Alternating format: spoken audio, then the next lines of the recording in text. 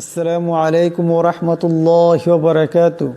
সম্মানিত দর্শক ও শ্রোতা, আজকে খুব গুরুত্বপূর্ণ একটি ভিডিও নিয়ে উপস্থিত হয়েছি। যে ভিডিওটির বিষয়ে আমাদের কাছে অনেক দর্শক আমাদেরকে কমেন্ট করেছিল। আজকে সেই ভিডিওটি নিয়ে উপস্থিত হয়েছি। এই ভিডিওটিতে একটি আমল বর্ণনা করব, যে আমলটি হলো উত্তম জীবনসঙ্গী লাভের আমল।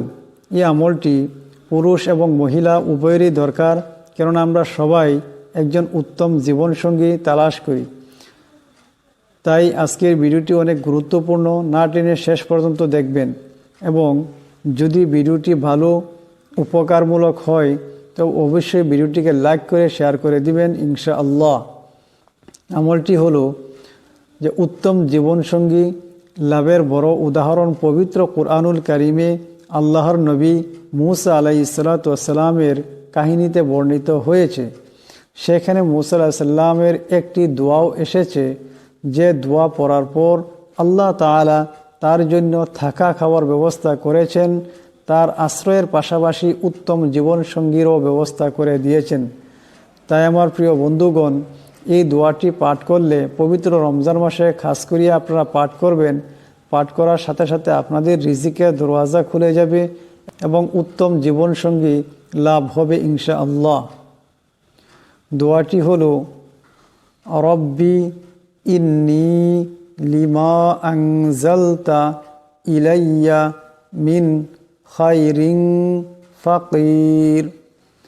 রব্বি ইন্নী লিমা আনজালতা ইলাইয়া মিন খায়রিন ফাকির।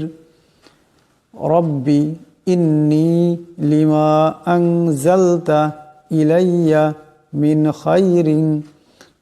খায়রিন ফাকির।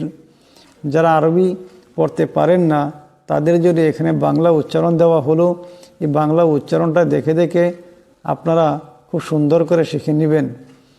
এরপর এখানে বাংলা অর্থ দেওয়া হয়েছে। দোয়াটির অর্থ হলো, আমার পালনকর্তা, তুমি আমার প্রতি যে অনুগ্রহ পাঠাবে আমি তার মুখাপেক্ষী। সূরা আল কাসাস আয়াত নম্বর 24।